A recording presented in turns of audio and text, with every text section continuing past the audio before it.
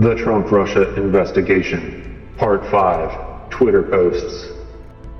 Where can you find the Twitter posts? The Investigation Committee made the list of Russian-linked bot accounts and sampling of voter suppression content available at the website below. The information is near the bottom of the page. There is also a link to advertisements or posts made by the Russian Times. Initial observations. There were 36,000 Russian-linked bot accounts, which helped to generate 288 million impressions of Russian bot tweets. Although the Russian Times shared posts which implied Trump was the victim of a corrupt political system, compared to American mainstream media, there was not as much focus on associating Donald Trump with racism. Unless there was a program that could have counted duplicates, there would have been too many tweets to categorize by hand. In contrast to ads purchased on Facebook, the small sampling of voter suppression content or images were not shown with the Twitter account they originated from. While seemingly harmless, one might wonder why. Why were so many fake Twitter accounts used?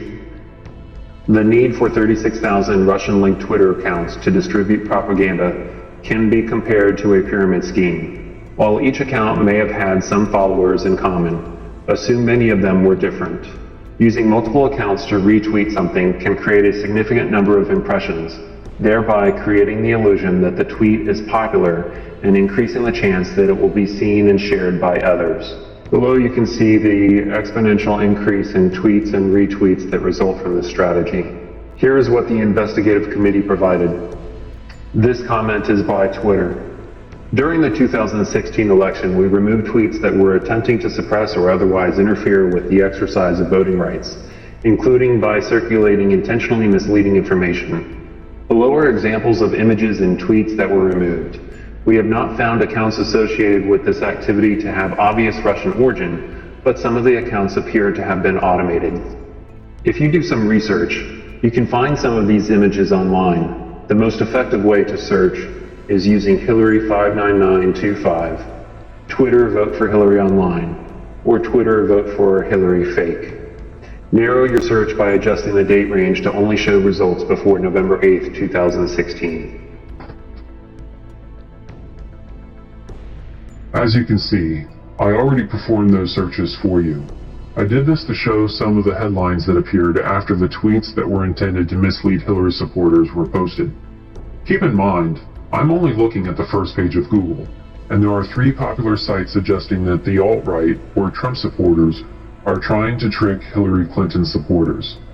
The headline for Esquire reads, "The alt-right is trying to trick Hillary supporters into voting by text." The headline for Vox reads, "Trump supporters are trying to trick people into voting by text." And the headline for Forbes reads, "Pro-Trump trolls want you to vote for Hillary via text." While you can look at the image results to see some of the accounts that were used to send out these tweets, clicking on images removes the date filter. I recommend opening some of the popular websites to gain additional information. It appears as though these tweets came out on November 1st, based on the date of this tweet from Business Insider.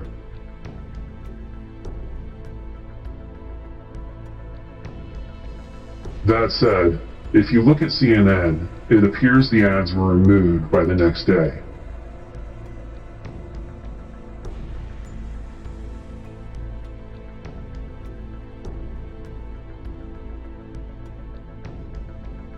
The ad written by Esquire was written on November 2nd.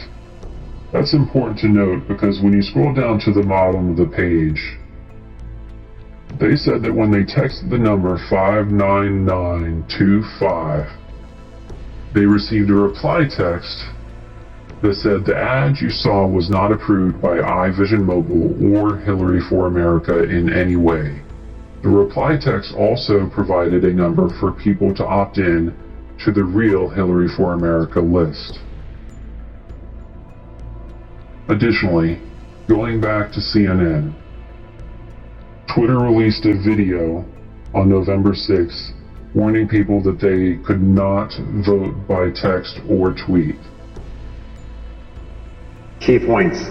The voter suppression tweets appeared to surface on November 1st. Based on the sampling of what was on the internet, the tweets appeared to come from accounts associated with Trump supporters based on images and account names. Presumably, this would have made it easy to identify them as fake or misleading. This would have created anger toward Trump supporters for trying to trick Hillary supporters. And if a Trump supporter believed the ads, they would have been angry at the government and Hillary supporters.